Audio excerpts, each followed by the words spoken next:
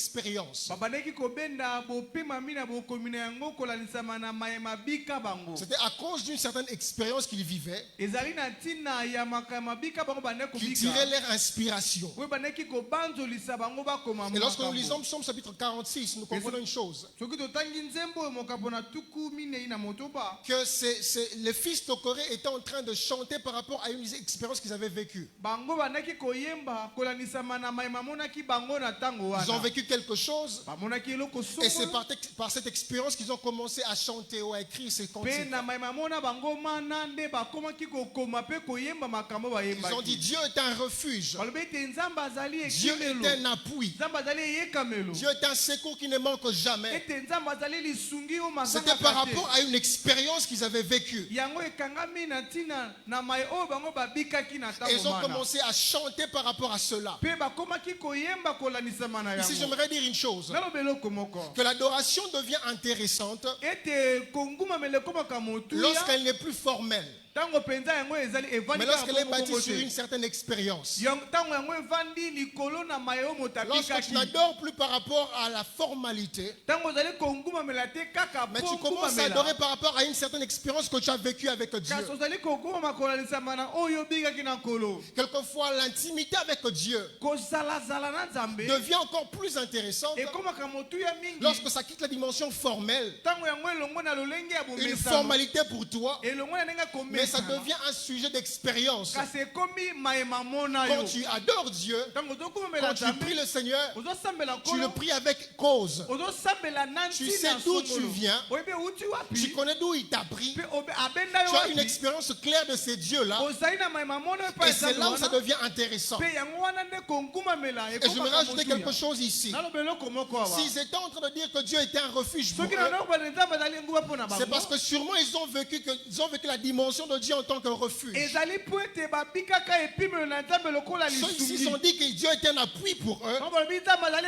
Je crois qu'ils ont vécu Dieu en tant qu'un appui. Lorsqu'ils disent qu'ils ont vécu un secours, c'est un secours qui ne manque jamais. Je crois qu'ils ont vécu Dieu en tant que ce monsieur qui est comme un monsieur qui est venu secourir.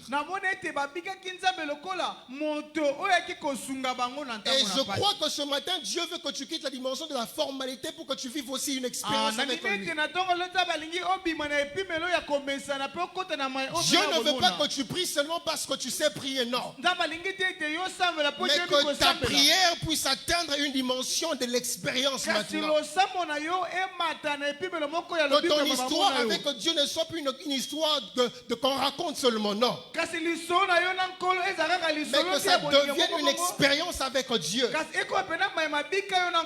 Bien aimé dans le Seigneur, certaines choses que Dieu de fois permet dans notre vie,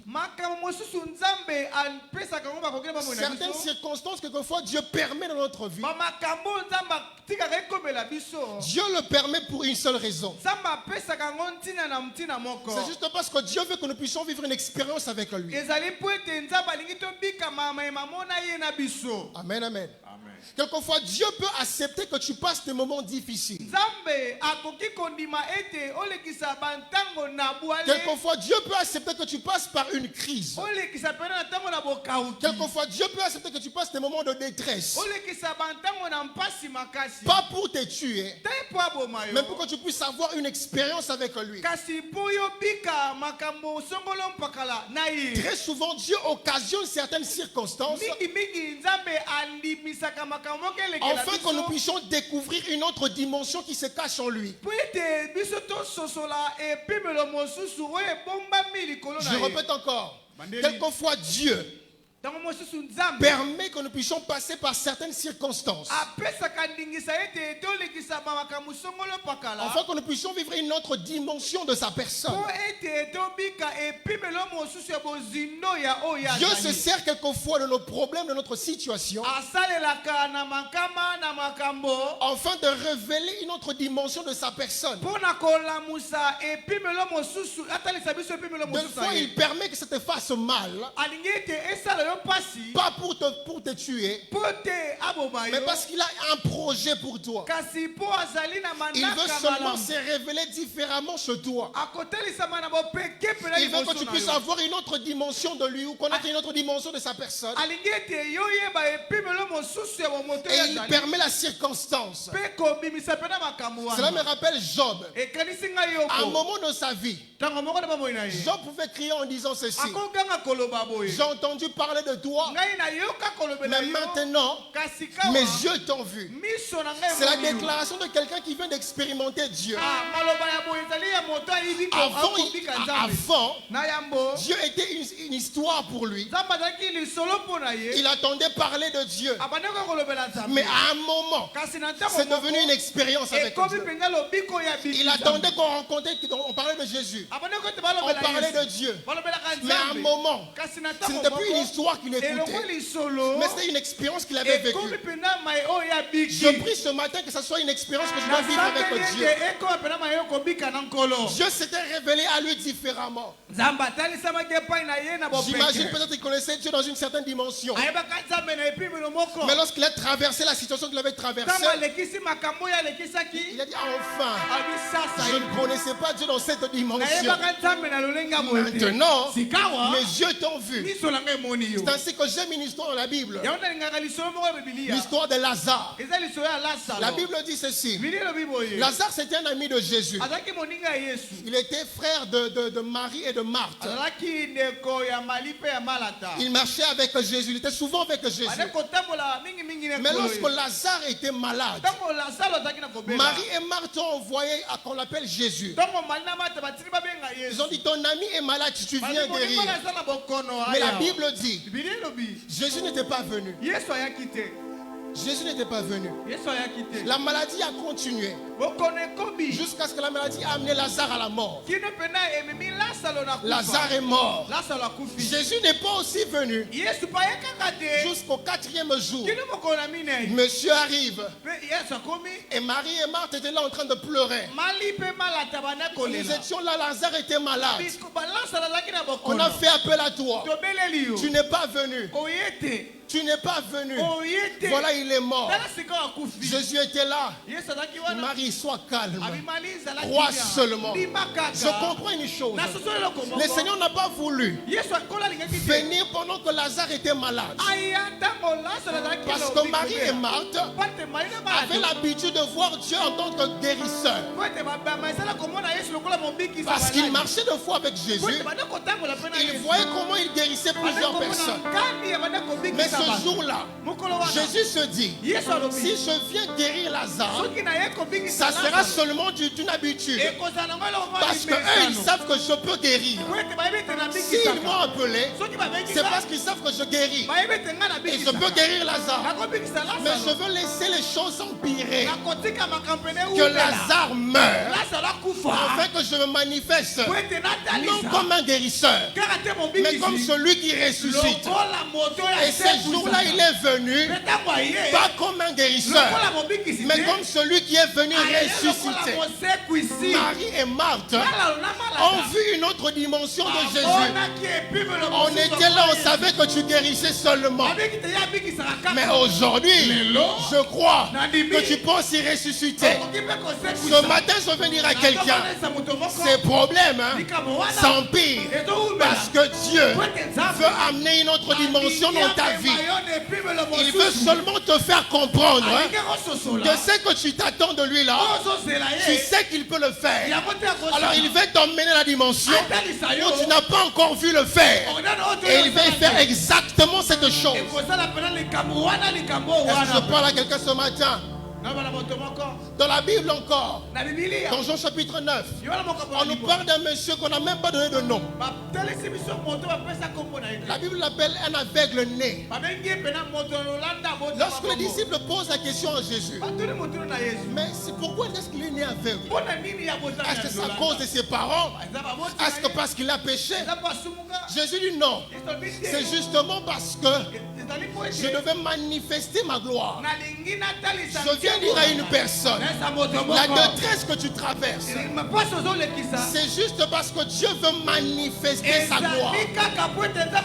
J'ai un nom que je donne à ton problème. Je donne à ton problème un nom. La manifestation de la gloire de Dieu. Je viens dire à quelqu'un, c'est par ton problème que le ciel veut se manifester sur la terre.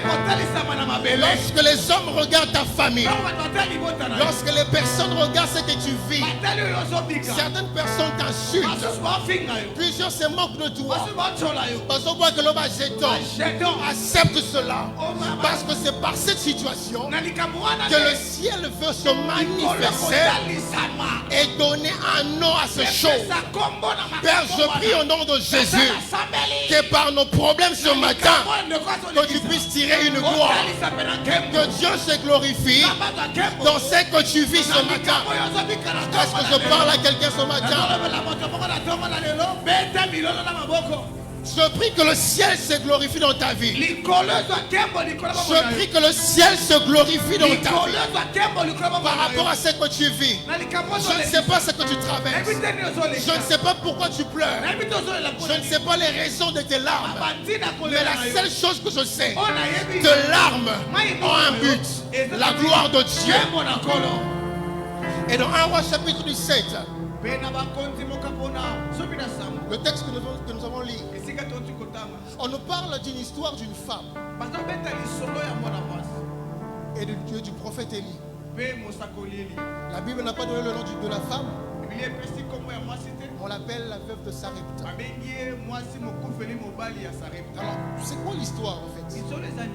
Élie vient de déclarer la sécheresse dans le peuple. Il fuit. Il va le torrent de Kérit.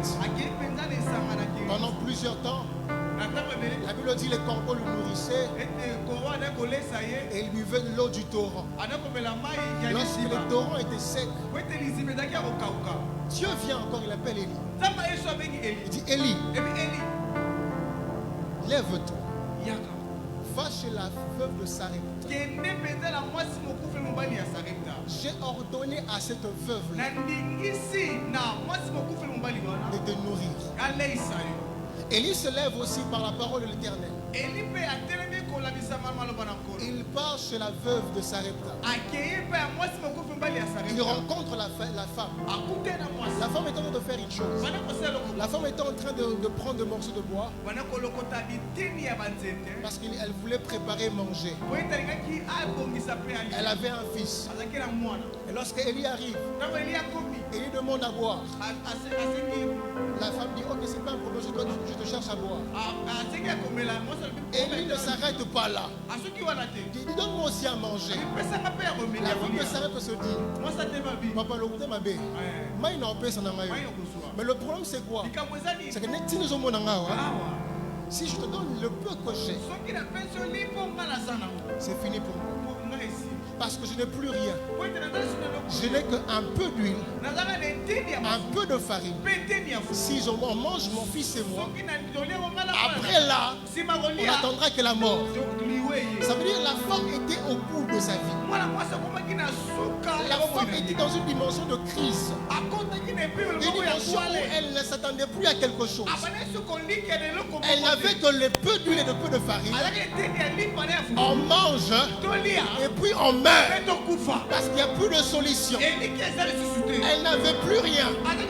Mais la question que je me pose aussi, mais comment est-ce que Dieu, tu peux envoyer Élie et tu dis à Élie, cette femme va te nourrir. Mais la femme n'avait rien. Parce que vous comprenez un peu le contraste. Vous comprenez un peu les concepts de l'histoire. Dieu, tu envoies ton prophète chez une dame qui n'a rien. Que cette dame puisse te nourrir. Réfléchissez un peu. Je n'ai rien. Mais Dieu t'envoie chez moi et que je puisse te nourrir. Est-ce qu'on peut réfléchir pendant quelques secondes? La femme n'avait rien. Elle voulait d'ailleurs mourir après ça. Mais Dieu envoie Élie chez nous pour lui dire, c'est cette femme-là qui doit te nourrir. Une femme qui n'a rien, comment est-ce qu'elle va me nourrir? J'aimerais dire quelque chose à quelqu'un. À chaque fois que Dieu te demande de faire quelque chose dans ton moment de crise, cela veut dire qu'il veut normalement te donner. Lorsque Dieu te dit de faire quelque chose, lorsque tu n'as rien, lorsque tu passes ce moment difficile, en réalité c'est pas pour que tu donnes, c'est parce que lui il veut te donner. La seule chose que tu dois comprendre, comprendre le langage de Dieu. Parce que lorsque Dieu dit à la femme de nourrir, Dieu savait une chose, que la femme n'avait plus rien. En réalité, Dieu n'a pas envoyé Élie pour qu'il puisse être nourri par la femme. Mais Dieu a envoyé Élie pour nourrir la femme. Et le langage de Dieu était que la femme devait comprendre cette vérité. C'est quoi ce langage? C'est le langage de la foi. Le Seigneur, l'Éternel, voulait que la femme parle le langage de la foi. Pendant qu'elle passe le moment de crise, pendant qu'elle n'a rien, pendant qu'elle est en train de penser mourir, Dieu voulait dans cette détresse-là que cette femme puisse sortir un langage de foi. L'action que la femme était en train de poser n'était pas seulement une action, mais c'était un langage de foi. Il était en train de dire à Dieu, je crois qu'après ceci, tu me donneras. C'était un moment de détresse, un moment de mort pour elle, un temps de crise pour elle. Mais Dieu voulait que cette femme puisse avoir le langage de la foi. Je viens dire à quelqu'un, le ciel ne parle pas le même langage que nous. Lorsque toi tu parles crise, le ciel voit autre chose. Et c'est que le ciel veut que tu fasses. Il veut que tu adaptes ton langage à son langage. Il veut que tu parles comme lui. Il veut que tu vois les choses comme lui. C'est pourquoi dans Ésaïe chapitre 54, le prophète prophétise. Il dit ceci: réjouis-toi stérile parce que tu vas enfanter. La Bible n'a pas dit lorsque tu vas enfanter que tu vas te réjouir. Non, dis à la stérile, commence d'abord à te réjouir et après tu vivras la chose.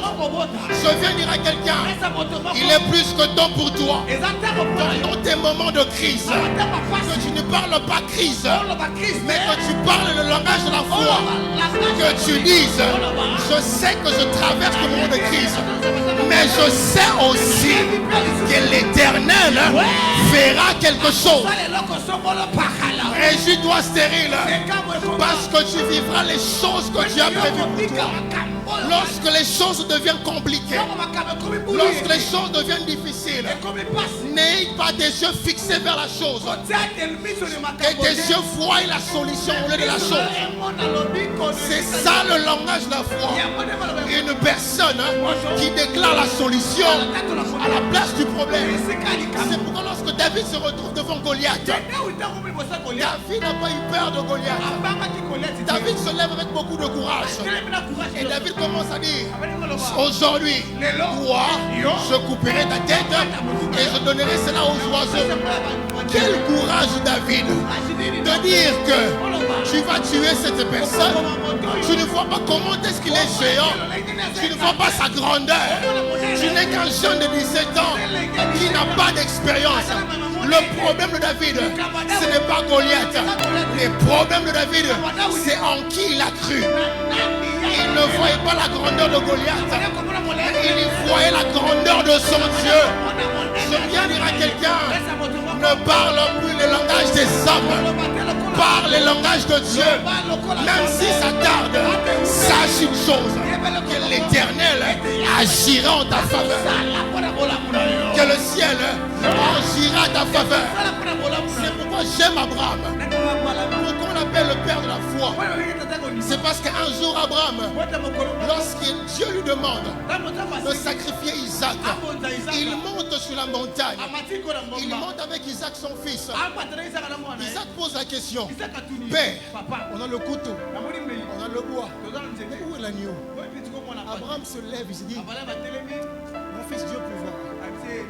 C'est qu'Abraham ignorait cette déclaration. C'était tout. Je vais dire à quelqu'un: Dieu pourvoira toujours. Quelle que soit la réalité, Dieu pourvoira. Lorsque vous lisez Hébreu, vous allez comprendre encore la dimension de la foi d'Abraham. La Bible dit ceci: Abraham croyait tellement que même en sacrifiant Isaac, il va encore demander à Dieu de lui ressusciter. Cela veut dire quoi? Lorsqu'il a mené Isaac sur l'autel, il était prêt à sacrifier Isaac. Mais après le sacrifice, Abraham croyait encore qu'il peut demander à Dieu qu'Isaac puisse ressusciter. Je pense, c'est pourquoi Dieu s'est dit: peine perdue. Attends d'abord Isaac. Parce que je ne peux pas résister à la foi d'Abraham. Je viens dire à quelqu'un: la foi sera ce déclencheur qui fera en sorte que les ciels t'exaucent. Est-ce que je parle à quelqu'un ce matin? Pourquoi on doit parler le langage de la foi? Parce que le langage de la foi, c'est le langage qui déclenche les secours de l'Éternel. Lorsque nous libérons la foi, c'est exactement ce moment-là que nous libérons les secours de Dieu.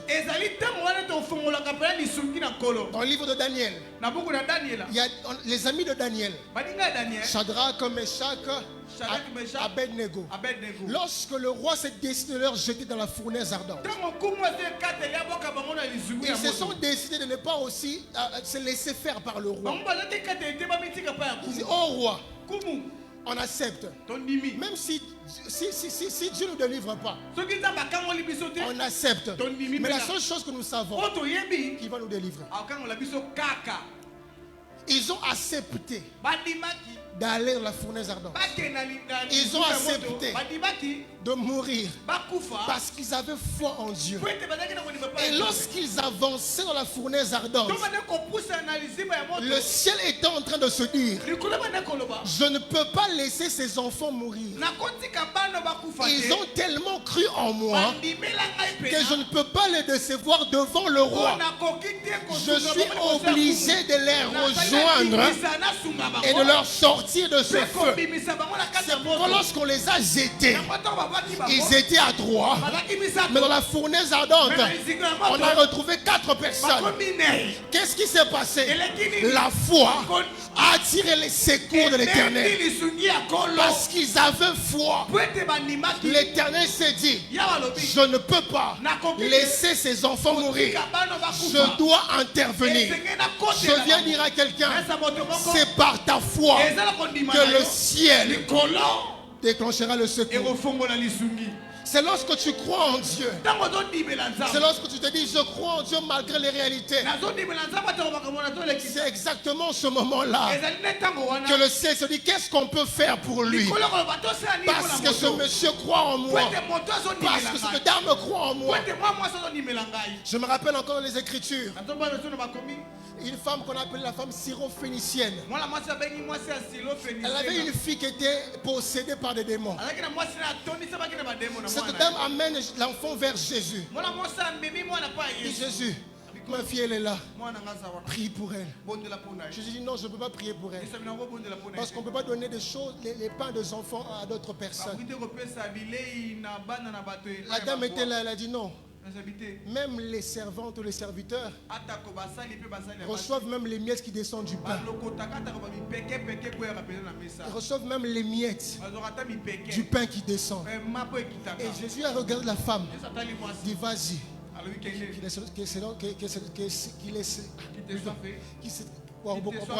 Selon ta foi. En fait, c'est la foi de la femme qui a déclenché son miracle. Est-ce que vous comprenez cela? La foi de la femme a déclenché un miracle. Ce matin, je vais dire à quelqu'un, ça sera seulement ta foi. Seulement ta foi ce matin qui va déclencher les secours de l'Éternel. Je ne sais pas dans quelle dimension tu attends les secours de Dieu. Je ne sais pas dans quel domaine tu attends les secours de Dieu. Mais ce matin, le secours de Dieu est disponible au moyen de ta foi. Ne regarde plus l'âge. Ne regarde plus le temps. Ne regarde plus les années. Sûrement tu avais une pensée au mois de janvier, comme déjà dans juillet, ça entend vers le mois d'août, tu ne vois pas les choses se réaliser. Ne tiens pas compte de ces choses. Est-ce que tu sais qu'une minute suffit? Une minute où tu libères seulement ta foi suffit de changer 5 ans de problèmes. Est-ce qu'il y a quelqu'un qui croit en ce chose? Une minute de foi est capable de changer 10 ans de problèmes. Une minute de foi est capable de briser des chaînes. Je serai un mauvais prédicateur ce matin si je ne te dis pas comment tu dois manifester cette foi. Oui, tu dois manifester la foi. Mais comment tu dois la manifester? Comment ça se passe? Comment tu dois déclencher ce miracle? Comment tu peux déclencher les secours de l'atmosphère? Frères et sœurs, la meilleure façon que tu peux déclencher l'atmosphère ou les secours de l'atmosphère, c'est lorsque tu libères ta foi par les déclarations. Lorsque tu te lèves et que tu commences à déclarer ta foi dans l'atmosphère, c'est exactement ce moment-là que tu es en train d'attirer les secours de l'Éternel. Frères et sœurs, quelquefois lorsque nous prions, lorsqu'on dit lorsqu'on dit parle à Dieu, lorsqu'on dit crie, quelquefois ce n'est pas pour vous motiver, mais c'est parce que tu parles à l'atmosphère, tu parles à la nature. Lorsque tu parles, tu es en train de changer l'atmosphère, la nature entend ce que tu dis. Les mondes entendent ce que tu libères. Les esprits comprennent ce que tu veux. De fois quand tu es mou dans la prière, même les esprits ne comprennent pas tu veux quoi. Mais lorsque tu te lèves et que tu déclares, tu es en train d'influencer l'atmosphère. Ce n'est pas en vain que la Bible dit au commencement, Dieu crée le ciel et la terre. La terre était informe et vide. Et l'Esprit de l'Éternel se mouvait au-dessus de l'eau. Et Dieu dit, Dieu pouvait penser. Mais la Bible dit, Dieu dit. Ça veut dire, Dieu a déclaré. Et lorsqu'il a déclaré, il y a un mouvement qui a commencé à se faire dans l'atmosphère. Je viens dire à quelqu'un, lorsque tu te lèves et que tu déclares les paroles, c'est exactement ce moment-là que tu commences à créer ton monde, que tu commences à créer quelque chose. Ce sont les déclarations de foi, oh my God, qui attirent les choses. Tu crées ton monde, tu crées ta terre, tu crées ton ciel, tu crées ton or, tu crées tes eaux, tu crées ce que tu veux. Lorsque tu parles, je viens dire à quelqu'un ce dimanche, libère ta foi dans l'atmosphère. David a compris cette vérité. Regarde. David a compris cette vérité. C'est pourquoi à chaque fois, lorsqu'il se retrouve dans le moment difficile, quelquefois lorsqu'on lit les psaumes, on a l'impression que David à un moment il avait un problème de tête. C'est comme s'il souffrait d'une maladie psychologique. Non. En fait, le problème, David comprenait une chose, que si je me tais seulement, non, rien ne va se passer. Je dois libérer ma foi. Je dois parler. Je dois commencer à déclaré. C'est ainsi que j'aime ce que Job fait. Job fait une chose. Lorsqu'il passe des moments difficiles, il se lève. Il déclare, oui, je sais que mon Rédempteur est vivant. Il se lèvera. Le dernier, il a déclaré, parce qu'il savait une chose, c'est que je vis. Si je libère les paroles, ça va influencer mon atmosphère. Oh, ce matin, je veux dire à quelqu'un, influence ton atmosphère. Je ne sais pas dans quel monde tu vis actuellement. Je ne sais pas dans qu'est-ce que tu vis maintenant. Mais la seule chose que je sais, tes paroles, faites avec foi, changeront quelque chose. Transformera quelque chose. Lorsque j'étais en train de préparer ce moment, je sentais fortement dans mon esprit une vérité que Dieu déposait. Que ce matin, tout peut changer. Ce matin, tout peut changer. Je ne te dis pas pour te motiver, non. Je dis ce que Dieu veut faire pour nous ce matin. Pendant que je suis en train de parler, je sens dans mon cœur comme un poids. Je sens quelqu'un qui est en train de se dire, Seigneur, Seigneur, est-ce que je n'ai pas cru moi? Non. Ce matin, quelque chose peut changer. Vous avez des moments où la prière devient le pleur. Des moments où tu entres dans la présence de Dieu, où tu n'as même plus de paroles à libérer. La seule chose, ce sont les larmes qui coulent. Il y a plusieurs personnes qui sont passées par cette situation ici, où leurs larmes coulent très souvent. Mais pendant que je parle, je suis même en train de sentir ça. Des personnes qui ont pleuré beaucoup. Des personnes qui ont beaucoup pleuré. Laissez-moi vous dire ce matin, c'est encore possible. Quelque chose peut encore changer. Ça fait des moments où tu es dans la présence de Dieu, tu ne sais pas dire quelque chose, tu pleures, tu finis de pleurer, tu dis Amen. Vous voyez ce moment-là? C'est possible que Dieu change ça aujourd'hui. C'est possible. Est-ce qu'on peut prier le Seigneur ce matin? J'aimerais que tu te tiens debout là où tu es.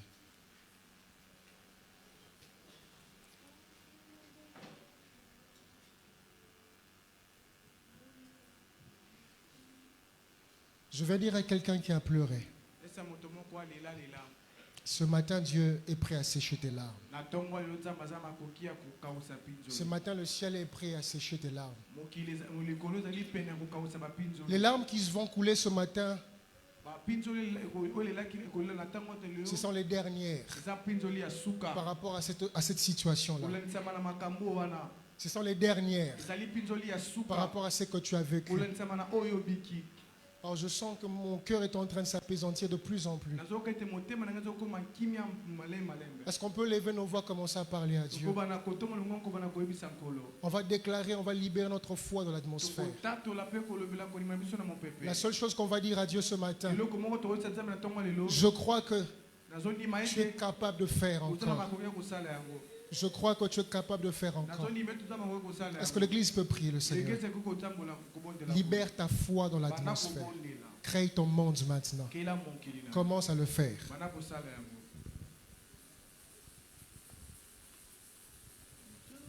C'est par tes paroles qui faites avec foi.